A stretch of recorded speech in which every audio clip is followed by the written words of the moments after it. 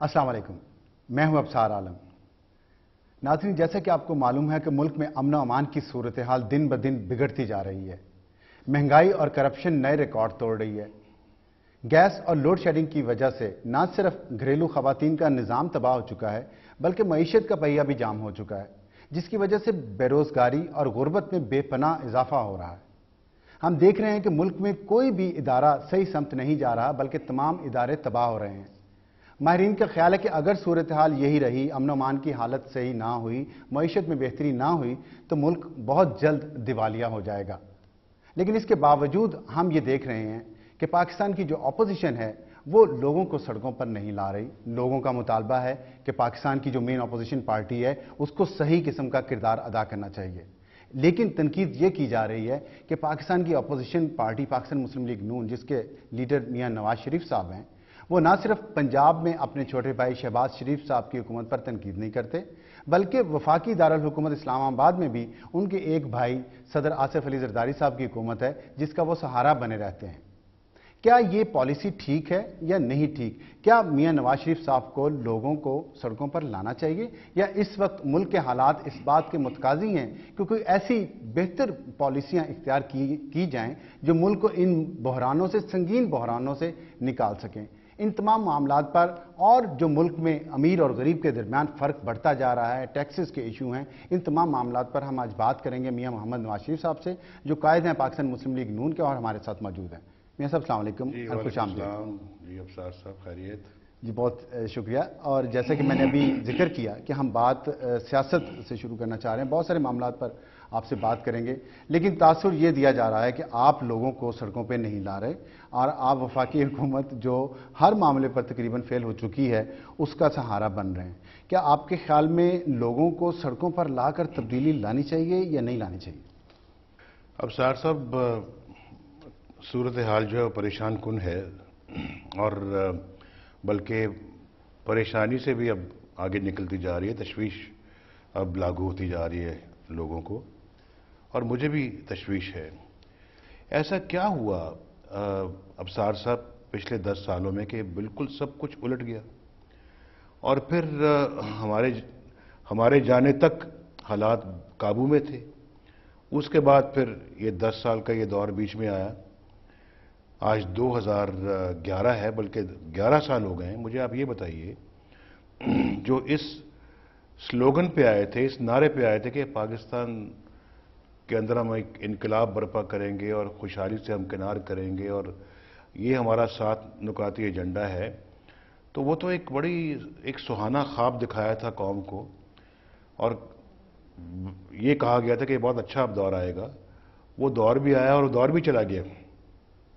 اس کے بعد اب یہ دور آیا ہے، 3 سال ان کو ہو گئے۔ مجھے یہ بتائیں کہ کیا اس میں تبدیلی آئی ہے، بلکہ یعنی کہ حالات پہلے سے زیادہ کیوں خراب ہو گئے؟ یہی جب آپ مجھے کہتے ہیں نا جی کہ یہ ہو گیا، سب کچھ ہو گیا، تو میرا خیال ہے کہ قوم کو اور خاص طور پہ میڈیا کو ان وجوہات کی طرف بھی توجہ دینی چاہیے یا اس کا ایک انالیسس کرنا چاہیے کہ بھئی کیوں یہ حالات پھر خراب ہوئے۔ قومیں تو 10 سال میں تو بہت آگے بڑھ جاتی ہیں، ہماری قوم 10 سالوں میں بہت پیچھے چلی گئی ہے۔ 3 سال میں تو حالات مزید مہنگائی بڑھ گئی، خودکشیاں بڑھ گئیں، امن و امان کی صورتحال اور بگڑ گئی، تو لوگ ظاہر ہے آپ ہی کی طرف دیکھیں گے نا، کیونکہ آپ دوسری بڑی جماعت ہیں پاکستان کی۔ ہم تو بالکل دیکھیں گے، لیکن میرا خیال ہے کہ جس نیش پہ حالات کو پہنچا دیا گیا تھا اور جس طرح کی دہشت گردی پاکستان میں شروع ہو گئی، یہ تو ہم نے کبھی خواب میں بھی نہیں دیکھا تھا کہ اس طرح کی دہشت گردی اس ملک میں آئے گی۔ میرا مطلب کہ میں کوئی وفاقی حکومت کا ترجمان نہیں ہوں۔ وفاقی پالیسیز مجھے پوچھ کے نہیں بنائی جاتی۔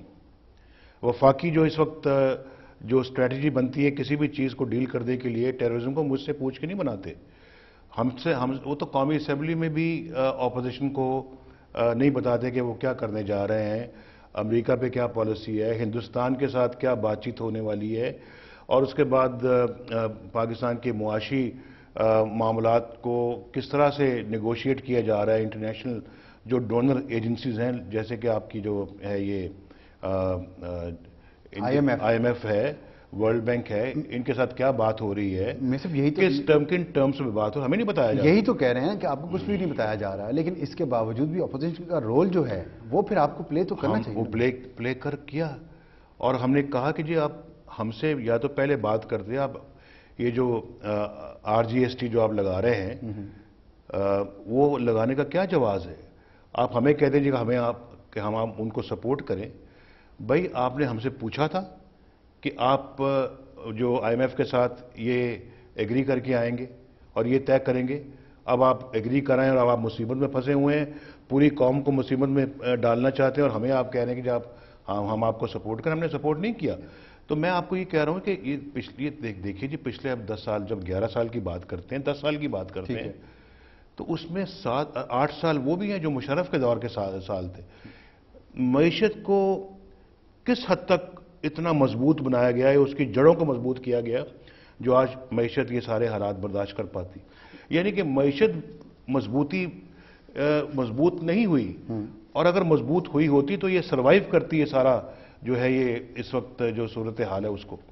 تو اس لیے میں یہ کہہ رہا ہوں جی کہ یہ اس طرف بھی ہمیں نظر ڈالنی چاہیے کہ وجوہات کیا ہیں، کیوں کر یہ سچویشن ملک کے اندر ارائز ہوئی. دوسرا میں آپ کو یہ بھی افسار سے بتانا چاہتا ہوں کہ ٹیررزم پہ جو پالیسی بنائی گئی تھی مشرف نے، کیا اس نے قوم سے پوچھا تھا؟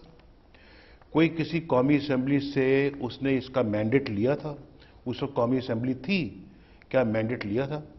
کہ صرف خود ہی فیصلے کر کے اور ملک کے اوپر جو ہے وہ طاری کر دیے گئے، جس میں پاکستان کی ساورنٹی، پاکستان کی انڈیپینڈنس کو بھی داؤ پہ لگا دیا. یہی کام تو آپ کہہ رہے ہیں کہ موجودہ حکومت بھی کر رہی ہے، اپوزیشن کو پارلیمنٹ میں بھی، پارلیمنٹ سے باہر بھی اعتماد میں نہیں لے رہی کسی بھی مسئلے پر.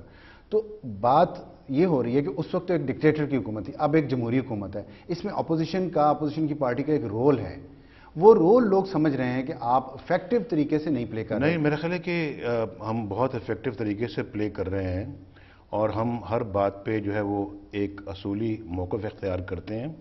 ہماری ایک اصولی پالیسی ہے، اصولی ایک ایجنڈا ہے، اور میرا خیال ہے کہ وہ ڈے 1 سے آپ اس کو دیکھ رہے ہوں گے. دیکھیں، آپ بھی جو ہے وہ اس کا بھرپور ایک مشاہدہ کریں. الیکشن جب جیتے، سنیں، الیکشن جب ہم تو نہیں جیتے، پیپلز پارٹی جیتی مرکز میں، ہم اپوزیشن، ہمیں پتہ تھا کہ ہمیں اپوزیشن کا ایک رول ملے گا. ہم نے ان کے ساتھ بیٹھ کے کہا کہ یہ کام پہلے کریں. کون سا؟ آپ ادارے ٹھیک کریں، عدلیہ کو بحال کریں. دیکھیں، پہلے دن سے ہمارا سٹینڈ ٹھیک ہے. اور انہوں نے کہا جی آپ حکومت میں آئے، ہم نہ چاہتے ہوئے حکومت میں شامل ہو گئے کہ چلیں اس ملک میں اچھے اچھے کام کریں، وہ سب کام جو خراب ہوئے ہیں ان کو ریورس کیا جائے. ہم نے دہشت گردی کے اوپر بھی ایک اپنا کہا جی کہ ایک قومی اسمبلی کی، پارلیمنٹ کی ایک کمیٹی بنائیں. وہ کمیٹی بنوائی، لیکن اس کمیٹی سے کام ہی نہیں لیا گیا. میں آپ کو بتا رہا ہوں، میں آپ کو یہ سب ایک ایک کر کے یہ باتیں میں آپ کو گنوا رہا ہوں. اور پھر آپ دیکھیں کہ میں سکپ کرتا چلا آ رہا ہوں بہت ساری چیزوں کو. ہم نے جب فلڈز آئے تو حکومت کے پاس میں خود چل کے گیا، آئیں بیٹھیں اس مصیبت کا مل کے آئیں مقابلہ کریں. اور پھر آپ دیکھیں جب بحال نہیں کیے گئے تو میں کوئی گھر آرام سے بیٹھا تو نہیں رہا، میں کوئی گہری نیند تو نہیں سو گیا. ایک دن آیا کہ ہمیں پھر لانگ مارچ کرنا پڑا. ہم سڑکوں پہ آئے، اپنی جان کا بھی رسک لیا، اور ہم نے جو ہے وہ اللہ کے فضل سے وہ جج بحال کروائے. اچھا، اور اب دیکھیں اب دیکھیں وہ ایک ایسا، دیکھیں اب دیکھیں اس کا نتیجہ دیکھیں. اب آپ نتیجہ یہ ہے کہ آج یہ بڑے بڑے سکینڈل اور بڑے بڑے مگرمچھ آج سپریم کورٹ ان پہ ہاتھ ڈال رہی ہے. اور ایک امید کی کرن تو ہے نا سپریم کورٹ کی حیثیت میں، لوگ اس کو امید کی کرن دیکھتے ہیں کہ اگر کسی اور جگہ سے انصاف نہیں ملے گا تو کم از کم یہ جگہ ہے جہاں ہم جا سکتے ہیں. بڑے بڑے مگرمچھوں کو ہاتھ ڈالا جا رہا ہے اور وہ پکڑے جا رہے ہیں. تو میں یہ سمجھتا ہوں جی کہ یہ کتنی اچھی ایک بات ہوئی ہے پاکستان کے اندر، بہت اچھی عمدہ یہ انقلاب ہے. یہ بات صحیح میں ہے. بار بار یہ بات کہتا ہوں، انقلاب ہے. وہ زرداری صاحب کی بھی ایسی چیزوں کا نوٹس لیتے ہیں، وہ گیلانی صاحب کے بھی جو ہے وہ نوٹس لیتے ہیں، وہ دوسروں کا بھی نوٹس لیتے ہیں، وہ کسی کو بھی نہیں بخشتے. جی ناظرین، پاکستان مسلم لیگ کے قائد میاں محمد نواز شریف صاحب ہمارے ساتھ ہیں. بریک کے بعد اسی بات پر، انہی معاملات پر گفتگو جاری رہے گی. ہمارے ساتھ رہیے گا.